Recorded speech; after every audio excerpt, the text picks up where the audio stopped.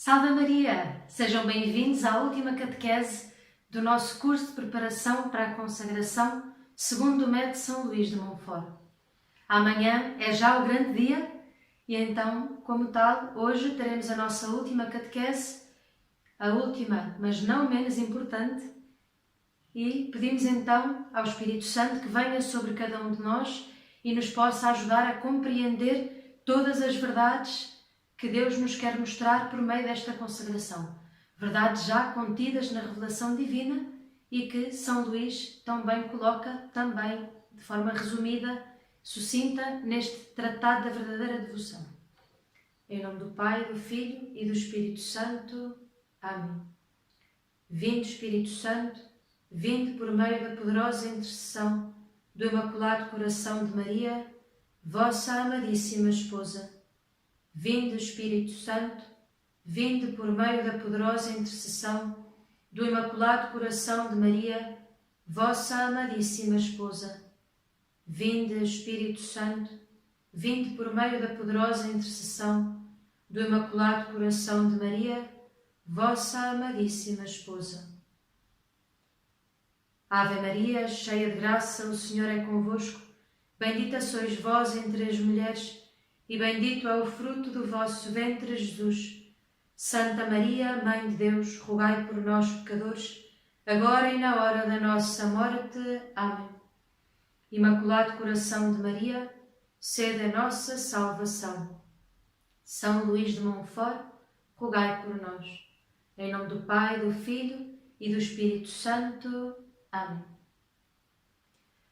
Hoje trataremos do último capítulo do Tratado da Verdadeira Devoção, o 8º, que nos vai mostrar as práticas desta consagração. Numa primeira parte deste 8º capítulo, São Luís vai apresentar todas aquelas que são as práticas exteriores da consagração. Hoje, como o nosso tempo é curto, para não alongar demasiado o vídeo, nós ficaremos focados essencialmente na segunda parte deste 8º capítulo, que corresponde às práticas interiores desta consagração. Aqui é muito importante frisar que São Luís não despreza nem uma nem outra. No entanto, dá mais importância às práticas interiores e por isso nos vamos focar nelas hoje. E isto porquê? Porque as práticas interiores são aquelas que nos vão ajudar a viver a interioridade, a vivência interna desta consagração. Ao começar este capítulo, São Luís, ao apresentar as práticas exteriores da consagração, como seria a devoção ao mistério da Encarnação, celebrado no dia 25 de março, a oração do Magnífica, a Coroinha de Nossa Senhora, a oração do Terço, os exercícios preparatórios que já estão a fazer com a graça de Deus, com a ajuda dos irmãos dos arautos do Evangelho, a cada dia. Então, todas essas práticas estão inseridas nas práticas exteriores da consagração. E São Luís diz que elas não são de desprezar, logicamente que não. No entanto, elas devem ser nutridas e alimentadas pelas práticas interiores. Devem vir-nos de dentro para não cairmos, como víamos no 3º capítulo do tratado, não cairmos num puro exteriorismo, que seria um dos sinais da falsa devoção, agarrar-se puramente ao exterior. No entanto, estas práticas exteriores bem vividas podem nos ajudar também a bem viver as práticas interiores. Então, aqui como podem ver, uma não pode andar sem a outra.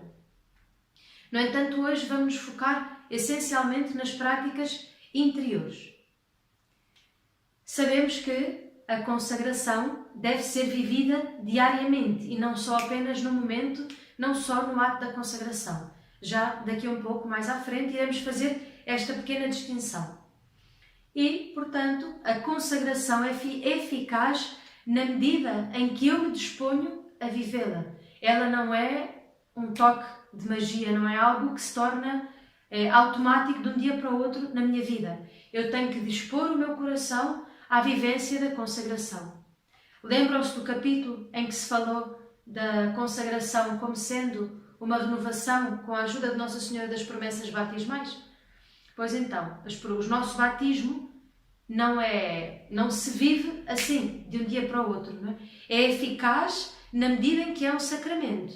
Então, na medida em que há um sacramento, ele nos torna filhos de Deus, apaga de nós a mancha do pecado, etc.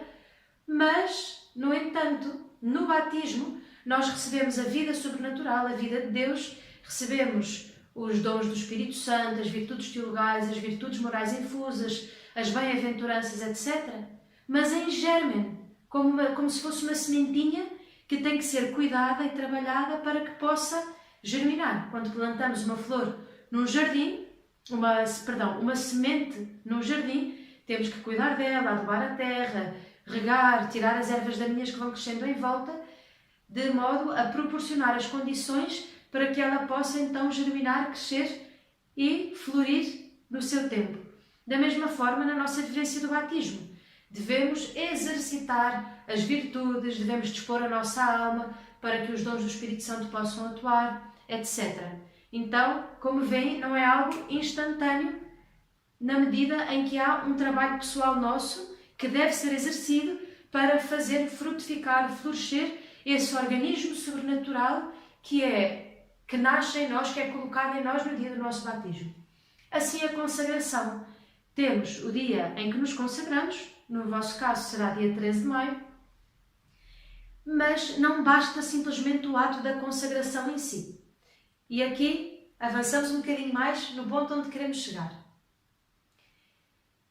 Temos que distinguir entre o chamado ato inicial da consagração e o estado de consagração contínuo.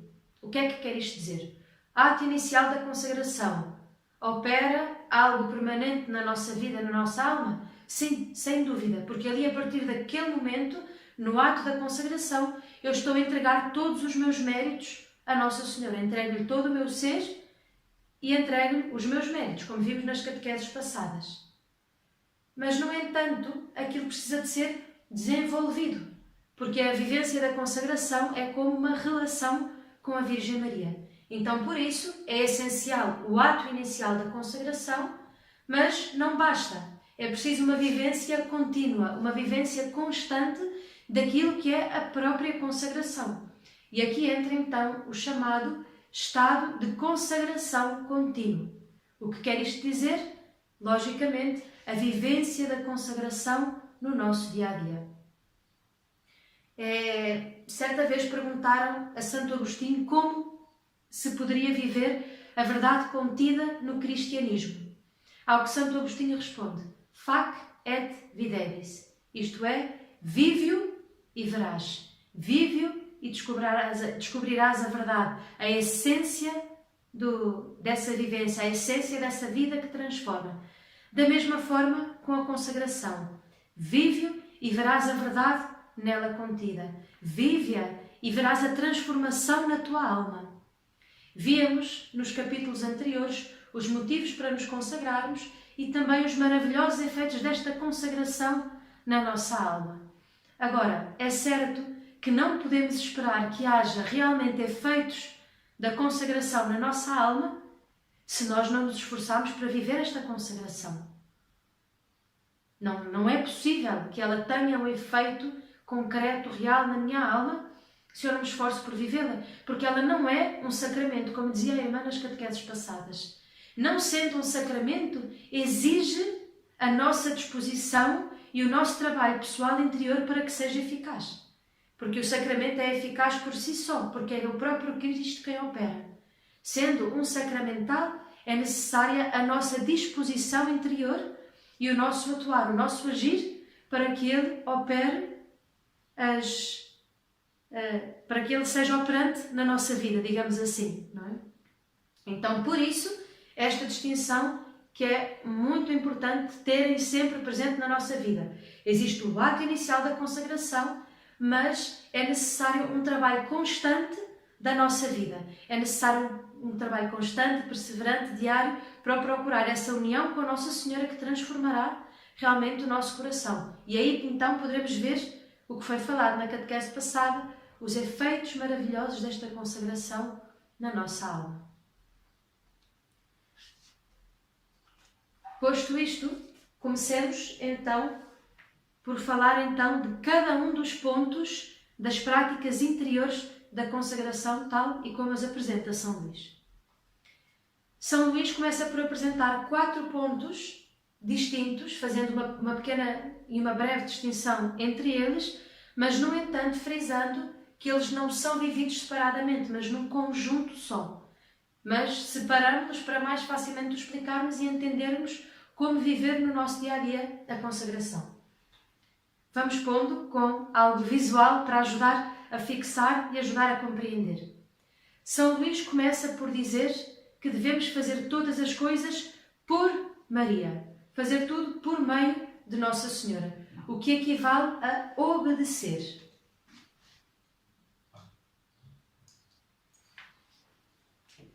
Equivale a ser dócil, deixar-se conduzir pelo Espírito de Maria, que é o Espírito Santo de Deus. Aqui, atenção para não nos confundirmos. São Luís, ao falar do Espírito de Maria como sendo o Espírito Santo de Deus, não se está a referir ao Espírito Santo, a terceira pessoa da Santíssima Trindade, no sentido próprio como a pessoa do Espírito Santo, mas, essencialmente, a Nossa Senhora como aquela que foi de tal forma dócil à ação de Deus na sua alma, que ela já não atua por ela mesma, mas é o próprio Deus que atua nela. Então, na medida em que formos dóceis ao Espírito de Maria, às inspirações de Maria, seremos dóceis ao Espírito de Deus, que está de tal forma unido a Maria, Maria está de tal forma unida a Deus, que se pode dizer que o Espírito de Deus e o Espírito dela são um só, nesse sentido.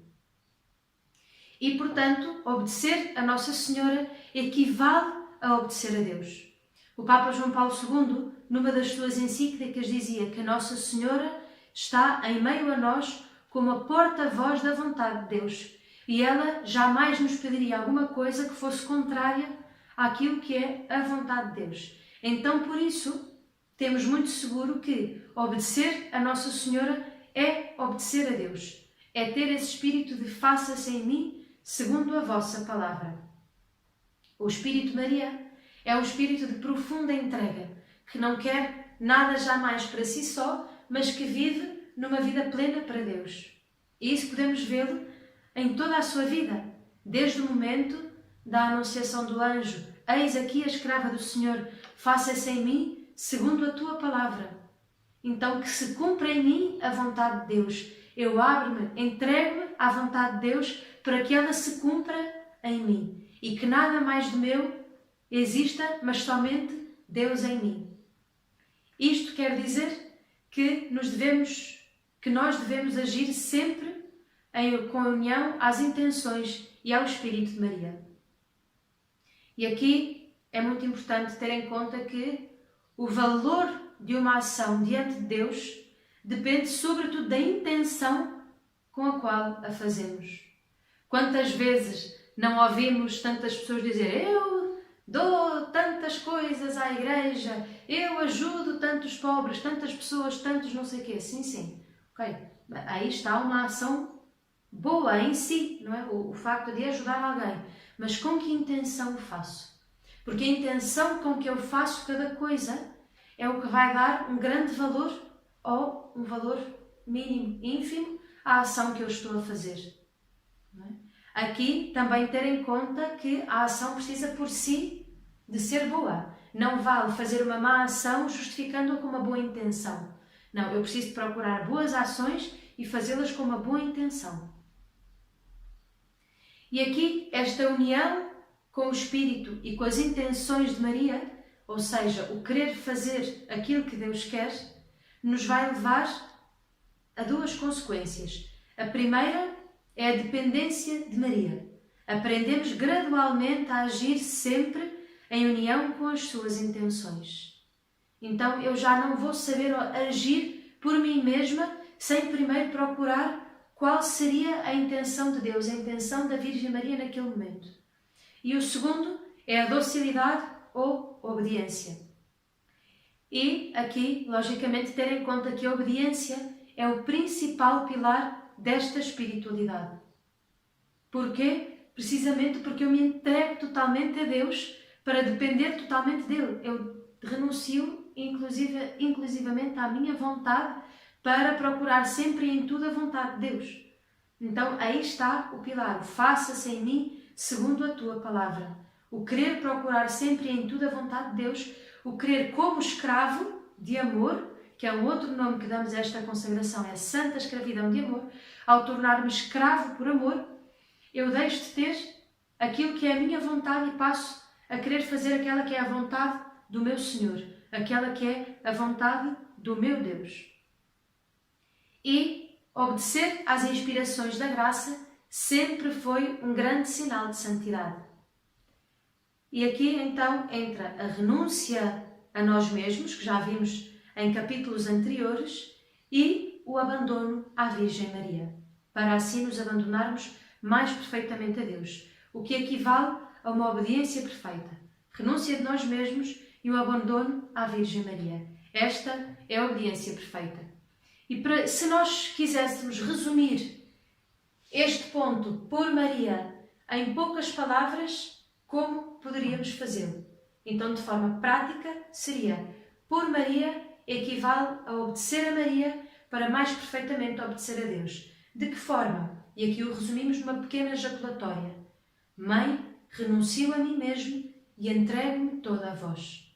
E assim, aqui estará contido a obediência, a dependência, a docilidade à Santíssima Virgem para mais perfeitamente dependermos de Deus e sermos assim como pequenas crianças, sabendo que do Pai lhes vem tudo, do Pai lhes vem todo o sustento, de Deus Pai lhes vem toda a garantia de salvação. E o Pai nos o quer enviar por meio da Santíssima Virgem. Segundo ponto, com Maria. Fazer tudo com Maria equivale a imitá-la. Diz São Luís no ponto 260 do tratado. Para isso, devemos pôr os olhos nela em todas as nossas ações, como no modelo acabado de toda a virtude e perfeição. É o modelo formado pelo Espírito Santo numa simples criatura, para nós o imitarmos na medida das nossas limitadas forças. Aqui é importantíssimo pôr os olhos nela em todas as nossas ações, como modelo acabado de toda a virtude. E depois, um pouco mais à frente, diz: para nós o imitarmos na medida das nossas limitadas forças. Este último bocadinho aqui é importantíssimo, porque se nós não dissermos na medida das nossas limitadas forças, desesperamos. Porquê? Porque a Virgem era sem pecado. A Virgem Maria era sem pecado. Então, como é que nós, pecadores, vamos imitar na perfeição alguém que não tem pecado? Não podemos. Simplesmente não podemos, é-nos impossível. Mas aqui este último bocadinho consola-nos. Imitá-la, imitar as suas virtudes na medida das nossas limitadas forças. E agora aqui, muito importante, atenção. Este imitar Nossa Senhora não é ser um papagaio ou um macaquinho de imitação, como se diz aqui em Portugal. É imitar Nossa Senhora, mas com a sua ajuda. Imitá-la, mas na sua presença. E aqui seria como dizer-lhe a ela: mostra-me, ó Mãe, como devo proceder, ou seja, eu quero te imitar, mas acompanha na minha ação, porque eu sei que sou débil, sei que sou pequeno, sei que sozinho não consigo. Então, mostra-me o que eu devo fazer, mostra-me como tu farias e acompanha na minha ação. Acompanha-me naquilo que eu devo fazer neste momento. Não me deixes só, porque sozinho irei cair. Porque sozinha não terei forças, não serei capaz, sou débil, sou pequeno, sou pecador. E aqui devemos procurar constantemente a vida de virtudes. Então, mas quais virtudes eu devo procurar? Fácil. É olhar para Nossa Senhora e ver quais são as virtudes de Nossa Senhora. E aqui qual seria a resposta? Pois todas. Nossa Senhora praticou todas as virtudes. Não houve virtude que ela não praticasse. A própria Virgem Maria partilhará connosco as suas virtudes se nós lhe implorarmos e se nós a isso dispusermos o nosso coração e a nossa vontade no trabalho próprio de cada virtude. E atenção, isto aqui não é simplesmente um esforço pessoal, Não é que simplesmente agora eu por mim própria, ok, já sei que ela é virtuosa, então agora eu sozinho vou procurar as virtudes, vou me exercitar nas virtudes e vou conseguir. Não, é também um dom, não é simplesmente um esforço pessoal. Exige muito do nosso esforço pessoal o trabalho diário de cada virtude? Logicamente que sim, mas é também um grande dom de Deus. É uma questão de relação. Relação com Deus e relação com a Virgem Maria. Não queiram fazer as coisas pelas vossas próprias forças, porque não vão conseguir, não vai correr bem. É preciso procurar esta relação, olhar a Virgem Maria, observá-la, procurar imitá-la na medida das nossas forças e pedir-lhe a ela a graça de o conseguir fazer, de conseguir exercitar esta ou aquela virtude. Mas no meio disto tudo, virtude para cá, virtude para lá, o que é que são, afinal, as virtudes? São atitudes firmes e disposições estáveis, perfeições habituais da inteligência e da vontade. Ou seja, resumindo numa linguagem mais fácil, são hábitos bons repetidos com frequência que acabam por se tornar algo habitual em nós. E aqui há uma grande diferença daquilo que é a virtude vivida por qualquer um ou a virtude cristã. A virtude cristã ela é vivida sempre numa busca da união com Deus na vivência dessa virtude. Então, por isso, não é simplesmente um hábito bom repetido muitas vezes que se torna algo habitual em nós e nos torna pessoas boas, mas que para além disso nos eleva a alma, porque nos une mais com Deus. Por isso é que é tão difícil encontrarmos uma pessoa que não crê em Deus que seja muito virtuosa. Porquê? Porque justamente não tem esse trabalho de união com Deus e não tem esse trabalho de cooperação com a graça de Deus para poder crescer nas virtudes de forma a que isso eleve a sua alma e a torne cada vez mais semelhante a Cristo. Então, por isso, a importância de que as virtudes não sejam vividas com um mero esforço humano. Em primeiro lugar, vai ser muito mais difícil. E em segundo lugar, não vai alcançar o fim que nós pretendemos e para o qual fomos criados, que é Deus. É ver a Deus, é amar a Deus. E para tal, precisamos nos assemelhar cada vez mais a Cristo. Então, por isso, é preciso viver as virtudes de forma cristã. E perguntarmos tantas vezes no nosso dia-a-dia, como faria Nossa Senhora isto ou aquilo no meu lugar? E aqui vamos ver, segundo o padre Francisco Faus, no seu livro A Conquista das Virtudes, como se dá esse trabalho das virtudes. Ele dá-nos 3 pontos muito simples, de forma a nós percebermos como podemos trabalhar em nós as virtudes, ou como podemos procurar as virtudes, como podemos adquiri-las.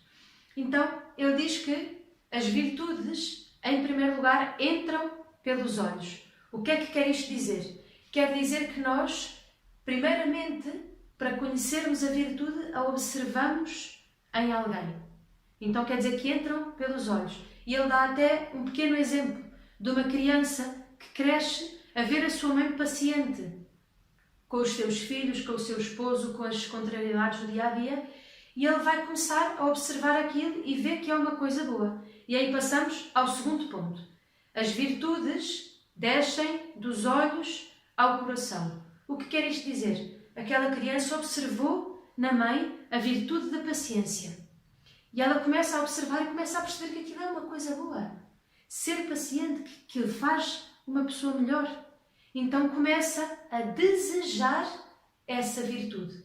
Ele ama essa virtude e deseja-a para si. Ele quer também ser paciente. Então viram como começou nos olhos, ou seja, na observação. Eu a vi em alguém, eu observei em alguém no meu dia-a-dia, na minha vida concreta. Eu a observei em Nossa Senhora, a observei em Cristo e eu desejo essa virtude.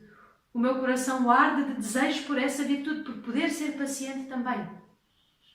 E então agora passamos à prática. Eu já vi a virtude em alguém, percebi que é possível vivê-la, eu a desejo no meu coração, eu amo esta virtude e desejo-a e quero praticá-la, então eu passo à ação. Sobem do coração à cabeça. Ou seja, agora eu começo a pôr em prática aquilo que eu vi e que eu desejo. O que é ser paciente? Como eu posso ser paciente? de que formas concretas no meu dia-a-dia eu posso exercer a paciência. Viram? Como aqui temos os 3 pontos práticos que nos ajudam a procurar as virtudes. As virtudes entram pelos olhos, passam dos olhos ao coração e sobem do coração à cabeça. Eu vejo, eu desejo, ponho em prática e busco os meios de praticar e de exercer essa virtude em mim também. E aí, lá está, é observar Nossa Senhora, neste caso como modelo de virtude, Cristo como sendo o modelo acabado de toda a virtude e Nossa Senhora logo a seguir a Ele como a criatura mais perfeita que Deus jamais criou. Como faria Nossa Senhora no meu lugar? Então, em qualquer coisa no meu dia-a-dia, devo-me perguntar: como faria Nossa Senhora isto no meu lugar? Como faria este meu trabalho no emprego que tenho? Como cuidaria ela da casa, eu como boa mãe de família? Como cuidaria da família, como um bom pai de família? Como cuidaria dos trabalhos de apostolado? Como cuidaria disto ou daquilo? Como guiaria o carro? Como conversaria com as pessoas? Que disposição do coração teria ela para fazer isto ou aquilo? Então, como faria Nossa Senhora em meio a isto? Em meio a esta situação do dia-a-dia? E se nós nos perguntarmos isso e meditarmos e pensarmos, veremos como muitas ações e muitas coisas no nosso dia-a-dia irão mudar.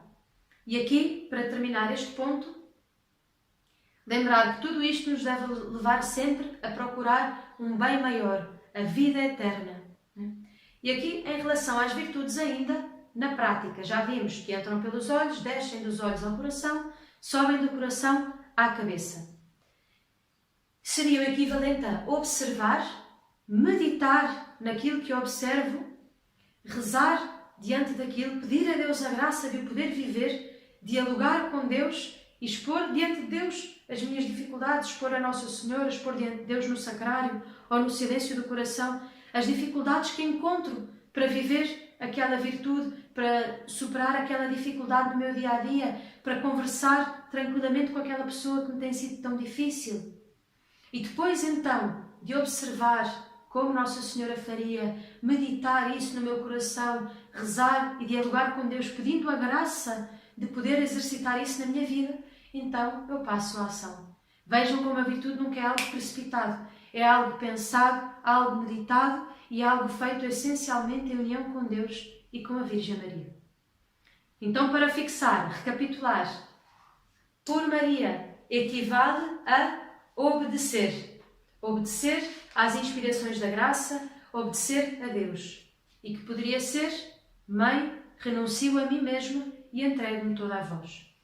Com Maria equivale a imitá-la, mas não sozinhos, imitá-la com ela. Sabemos que ela está connosco, como a mãe que ajuda a criança que está a começar a dar os seus primeiros passos, não deixa simplesmente a criança sozinha, mas segura as suas mãozinhas e ajuda a caminhar, a dar os primeiros passos, até que ela por si consiga já dar os passos sozinha. E aqui poderia ser: mostra-me, ó Mãe, como devo proceder e acompanha-me na minha ação. Passemos então ao terceiro ponto, em Maria. Então, podemos ver, recapitular: por Maria obedecer, com Maria imitar com ela, em Maria permanecer.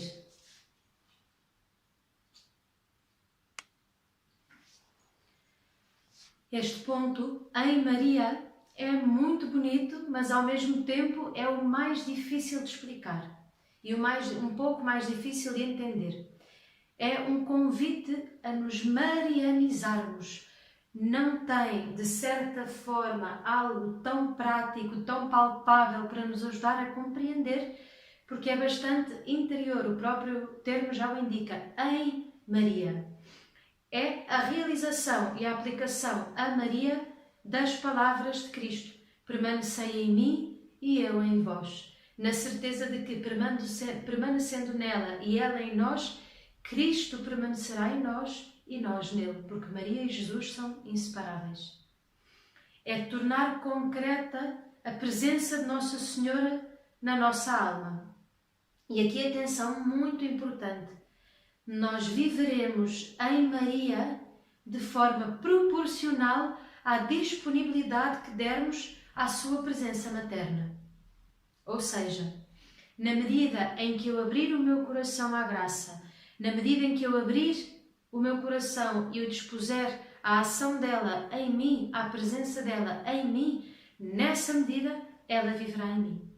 Porquê? Porque Deus não força. Da mesma forma, se Deus não nos força, Nossa Senhora tão pouco.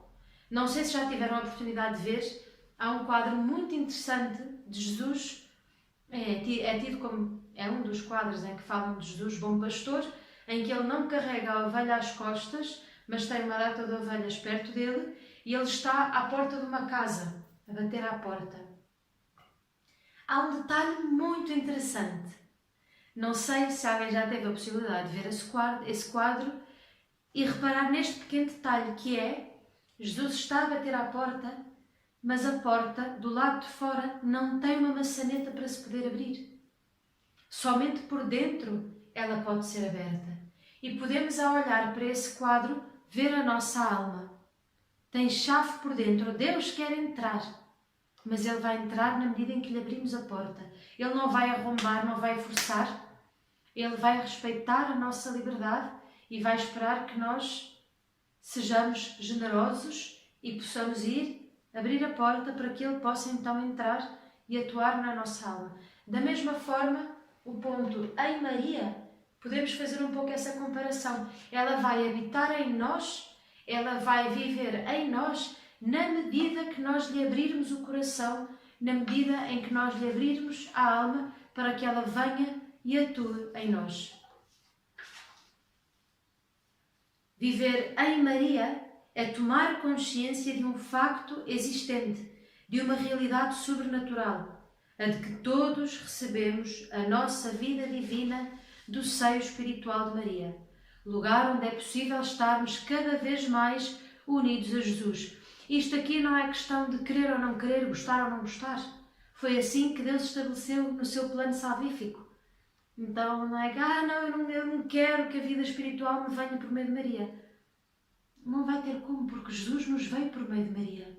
Então, da mesma forma que Cristo cabeça vem a este mundo por meio de Maria, é gerado para este mundo por meio de Maria, da mesma forma nós, como membros do corpo místico de Cristo, somos gerados para a vida em Deus por meio de Maria. Não tem outra maneira de que as coisas aconteçam.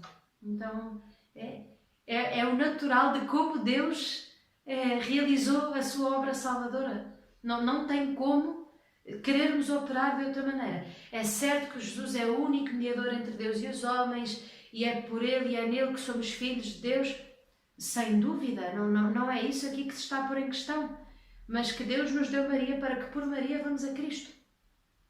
Ela é a mediadora diante do grande mediador que é Cristo, então ela nos leva a Cristo para que Cristo, o único mediador entre Deus e os homens, nos leve ao Pai.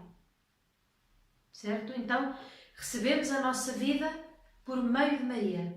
E isto aqui podemos afirmá-lo por dois momentos. O primeiro é o da encarnação. Ao gerar Cristo nela, ao gerá-lo no seu seio, já o havia gerado antes no seu coração, por consentir com a palavra de Deus sempre em todo momento.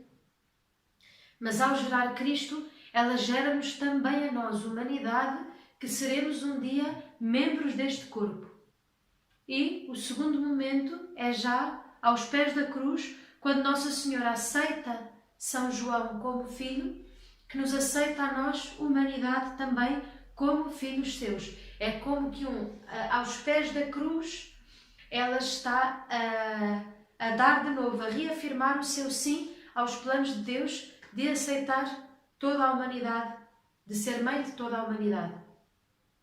E aqui entra o ponto em Maria, entra precisamente isto de vivermos nesta mãe e deixarmos que ela viva em nós, que opera em nós aquela que é a missão que Deus lhe confiou, a nossa santificação. Viver em Maria é uma graça particular a obter do Espírito Santo. Obtê-la por meio de uma grande fidelidade no fazer todas as nossas ações por Maria e com Maria. Ou seja, na obediência às suas inspirações e imitando as suas virtudes. Aqui é bonito que nós vemos como é aquilo que falávamos ao princípio, que nós explicamos os 4 pontos em separado para os entendermos, mas que eles são vividos num conjunto. Eu não vivo hoje por Maria, amanhã com e depois da manhã em Maria. Não, eu vivo todo o conjunto deles, e do último que ainda virá, todo o conjunto deles em todas as ações no meu dia. Em todas as ações no meu dia. É algo que não adquirimos por nós mesmos, mas é dom consequente de viver a consagração fielmente.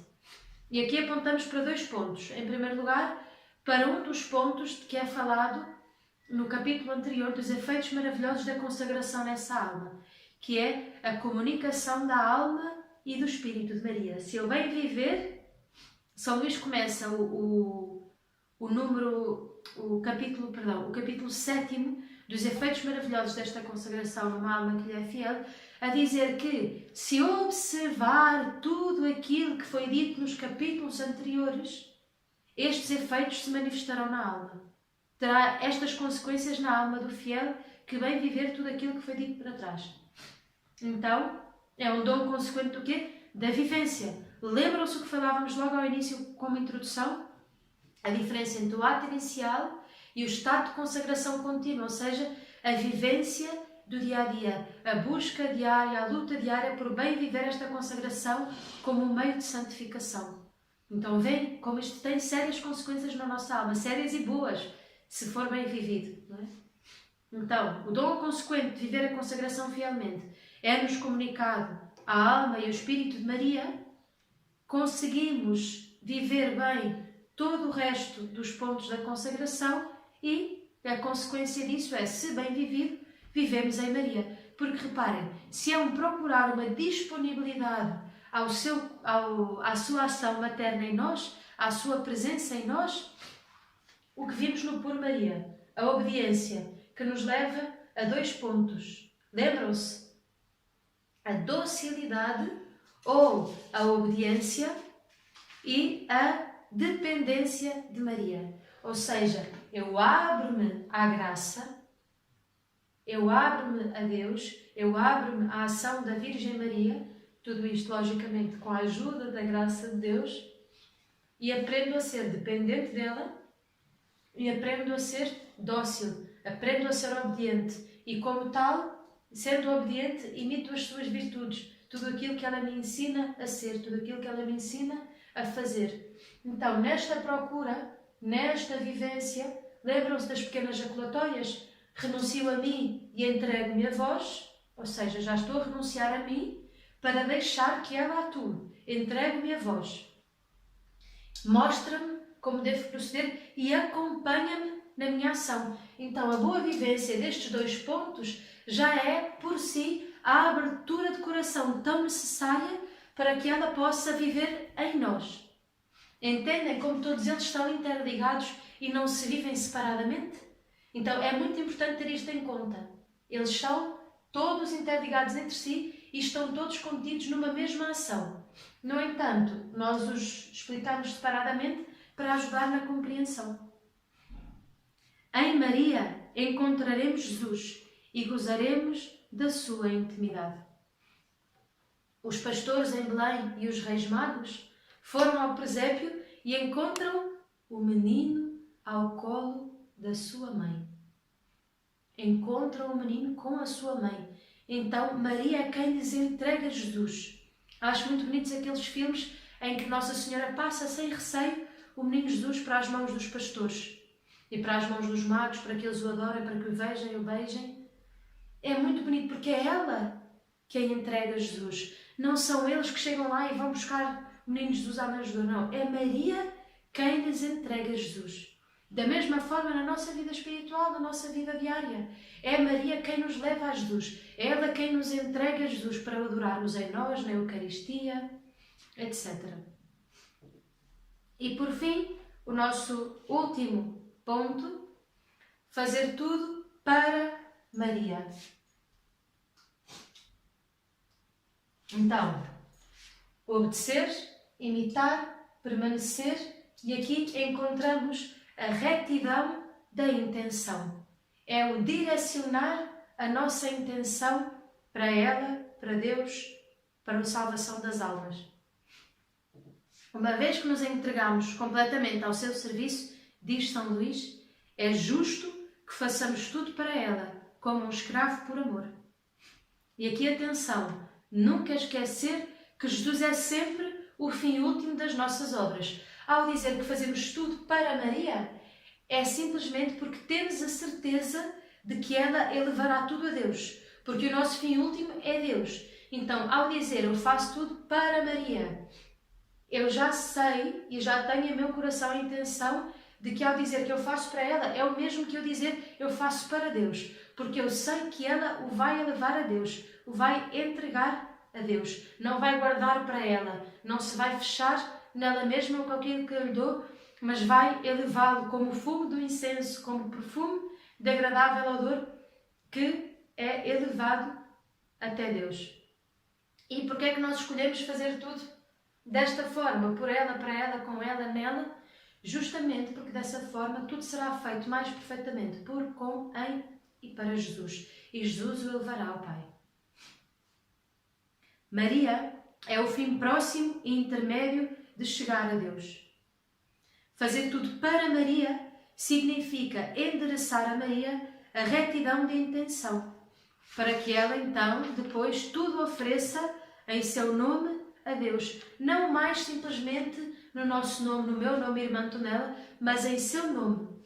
Ela toma-os como se fossem dela, reveste-os dos seus próprios méritos, que são muito mais do que os nossos, e eleva a Deus revestido com os seus próprios méritos. Então terá um grande valor diante de Deus, porque revestido dos seus méritos.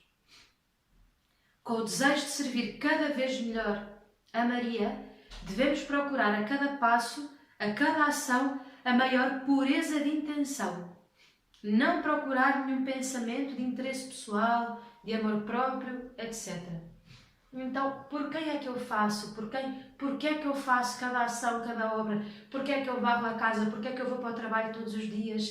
Porquê é que eu cozinho? Porquê é que eu cuido dos meus filhos? Porquê é que eu rezo? Porquê é que eu faço esta ou aquela obra de apostolado? Esta ou aquele ato de caridade? Aquela boa obra? Porquê? Porquê? Por quem? Para ser visto? Para ser tido em conta? Para que me elogiem? Para que gostem muito de mim? Que muitas vezes isso vem até nós como uma grande tentação de querermos para nós, Pela concupiscência vamos sendo empurrados para isso, não é? De querer para nós. É a avareza, é o orgulho, é isto, é aquilo. Vamos querendo puxar tudo para nós. Mas com que intenção eu faço cada coisa? Lembram-se quando falávamos que a intenção é o que dá o grande valor à ação. E aqui é muito importante ter em conta no valor de uma obra o fervor com que ela é feita, e aqui já supondo logicamente que a obra é boa em si mesma, certo? Deve ser uma obra boa em si mesma. Como dizíamos há bocado, não podemos justificar obras más com intenções boas. Já supondo que a obra é boa em si mesma, é preciso ter presente o fervor com que ela é feita, a caridade com que ela é feita, ou seja, o amor com que ela é feita, a união com o Nosso Senhor e com Nossa Senhora e a intenção do coração. Com que intenção eu faço isto ou aquilo? Porque se for para ser visto, se for para ser tido em conta, se for para que gostem de mim, para que me deem uma recompensa, cuidado, cuidado. Estamos a tirar o valor que a obra merece. Não é? É como os devotos interesseiros, lembram-se do 3º capítulo, em que fala dos verdadeiros e dos falsos devotos? Os devotos interesseiros são aqueles que fazem algo sempre à espera que lhes deem qualquer coisa em troca, não é? Por exemplo, eu rezo uma Ave Maria se tal coisa, eu faço-te uma promessa se tal coisa, sei lá, eu vou a pé a Fátima se tal coisa. Okay, não tem problema nenhum pedir nas nossas orações, pedir a intercessão de Nossa Senhora para tal ou qual coisa, fazer-lhe uma promessa, não tem problema tão pouco, são coisas piedosas também.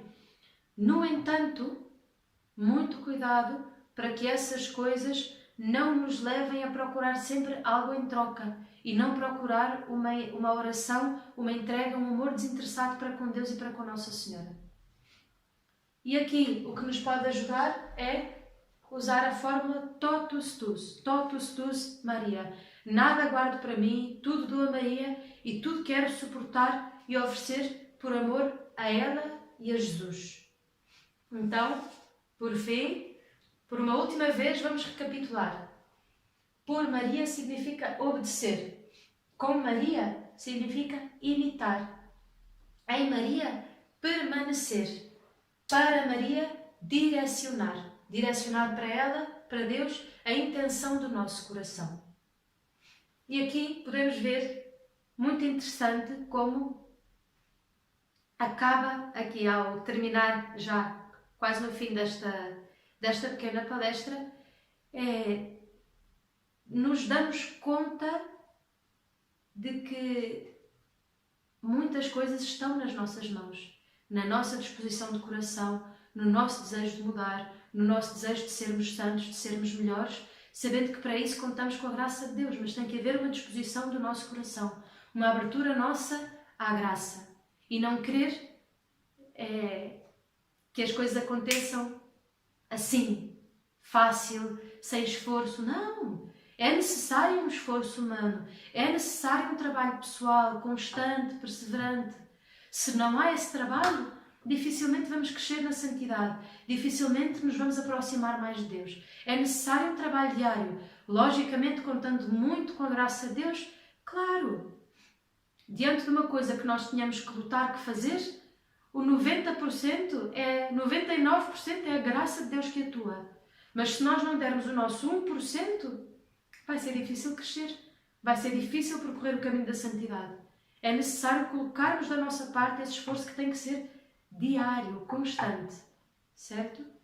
Que é muito interessante, o cardeal Luigi Chiappi, ele dizia: se um grupo de consagrados vivesse em plenitude a sua consagração, poderia ser mudado o rumo da história. Poderia ser mudado o rumo da história. Então, é de pensar como eu vou viver esta consagração que vou fazer amanhã. Ou no caso daqueles que estão a renová-la, como eu tenho vivido até hoje esta consagração que fiz. Isto é um apelo para que cada um de nós pense o que quer e o que procura com esta consagração. Se eu viver bem esta minha consagração, se todo este grupo de pessoas que se está a consagrar hoje viver bem a sua consagração, isso pode mudar o rumo da história. E vejam os tempos difíceis que estamos a viver, se bem vivermos, pode mudar o rumo da história. Não por nossos méritos, mas pela graça de Deus que atua em nós. Mas tem que haver também o nosso esforço pessoal, o nosso desejo de crescer em santidade, de ajudar Nossa Senhora, de lutar pelo triunfo do Imaculado Coração. Então façamos um exame de consciência. Como estamos a viver a nossa consagração ou como pensamos vir a vivê-la? E desde já, renovemos as nossas intenções diante de Deus, diante de Nossa Senhora, para poder assim dar frutos de vida eterna para nós e para tantas outras almas. Porque ao entregar os nossos méritos a Nossa Senhora, ela pode usar desses méritos para o que ela quiser. Ela pode salvar um pecador que está ali, impenitente, quase a morrer, mas por algo que eu lhe ofereço bem feito. Isto de coisas simples, não estamos a falar de coisas enormes, mas por um simples fazer bem aquilo que eu tenho que fazer neste momento. Se é varrer a casa, pois que eu varra bem a casa. Se é estar no escritório numa reunião chata, pois que eu esteja lá a cumprir bem a minha função por amor a Deus, no desejo de oferecer esses méritos que posso alcançar ali a Nossa Senhora. Esses méritos desses pequenos momentos corriqueiros, o oferecer de um pequeno sofrimento, de quem está com uma doença que não pode sair da cama, ofereça a doença. O saber que isso pode mudar o rumo da história, unido aos méritos de tantos outros consagrados que lutam por essa vivência, por oferecer méritos a Nossa Senhora. Isso pode mudar o rumo da história, porque oferecemos méritos a Nossa Senhora que ela pode transformar em graças para a renovação do mundo. Então rezemos, esforcemos, ofereçamos sacrifícios, orações, penitências e vivamos bem esta consagração que agora nos é proposta. A título de ilustração, leio-vos uma história de um pequenininho livro de histórias compiladas pelo Dom Gregório Paixão. o bispo da Diocese de Petrópolis. O título da história é Como Consertar o Mundo. Um afamado cientista estava em sua casa a escrever um artigo para uma importante revista cujo tema era Como Consertar o Mundo. Entretanto, não conseguiu uma resposta satisfatória para concluir o seu artigo. Enquanto refletia, o seu filho mais novo, de apenas 6 anos, ingressou no escritório e pediu para que o pai fosse brincar com ele no jardim. Não querendo ser importunado, tentou convencer a criança a voltar mais tarde, mas ela insistia no seu pedido. Foi quando o pai viu, na capa de uma revista, a foto do mapa do mundo, vendo ali a solução para se livrar do seu filho. Você gosta de quebra-cabeças? Então eu vou-lhe dar o mundo inteiro para você consertar. Pegou na foto e a picotou em dezenas de pedaços, passando para as mãos do seu filho os retalhos, juntamente com uma fita cola. Pelos seus cálculos, o menino levaria horas para concluir a difícil tarefa de colar com precisão todas as partes. Porém, 10 minutos depois, a criança voltou, afirmando ter concluído o trabalho. A princípio, o pai não acreditou, mas quando voltou os olhos para a criança, viu que o seu trabalho estava impecável, com todas as partes perfeitamente coladas. Meu filho, como você conseguiu fazer tão rapidamente esse trabalho tão difícil? A criança, vendo o espanto do seu pai, respondeu: Foi fácil, pai. Eu não sabia como era o mundo. Mas quando o senhor tirou o papel da revista para recortar, eu vi que no outro lado estava a figura de um homem. Eu tentei começar o trabalho consertando o mundo, mas não consegui. Foi aí que eu me lembrei do homem. Virei o recorte e comecei a consertar o homem, que eu sabia como era. Então, quando consegui consertar o homem, virei a folha e vi que havia consertado o mundo. O pai, então, finalmente, pôde concluir o seu artigo, certo de que o seu pequeno filho havia-lhe ensinado o que os livros não lhe haviam respondido. Então, da mesma forma, nós, no nosso dia-a-dia, na nossa vida, podemos ser pequenas peças desse puzzle que Nossa Senhora vai reunindo para consertar o mundo, para fazer triunfar no mundo o seu Imaculado Coração e, consequentemente, triunfar o reinado de Cristo, o coração de Cristo. Sejamos generosos com Deus, sejamos generosos com Nossa Senhora e ofereçamos-lhe as nossas pequenas orações, os nossos pequenos sacrifícios e a boa vivência no nosso dia-a-dia em união com ela, para podermos assim ser pequenas peças no grande puzzle da salvação que Nossa Senhora ajuda o seu filho, em que Nossa Senhora ajuda o seu filho. Sermos essas pequenas peças que podem ajudar Nossa Senhora a consertar o mundo que se desvia de Deus. Que a nossa vida seja, então, uma das peças que não falte na montagem deste puzzle, porque uma só peça que falte deixará a obra incompleta. Então, que nós, na nossa vivência diária, na nossa vivência desta consagração, sejamos generosos para com Deus, sejamos generosos para com Nossa Senhora e possamos, assim, ajudar na salvação das almas. Possamos ser generosos de coração e, para além da santificação, em primeiro lugar, da nossa alma, possamos contribuir para a salvação de muitas outras e dar, assim, glória a Deus e viver cada vez mais unidos a Nossa Senhora. Glória ao Pai, ao Filho e ao Espírito Santo, como era no princípio, agora e sempre. Amém. Em nome do Pai, do Filho, do Espírito Santo. Amém.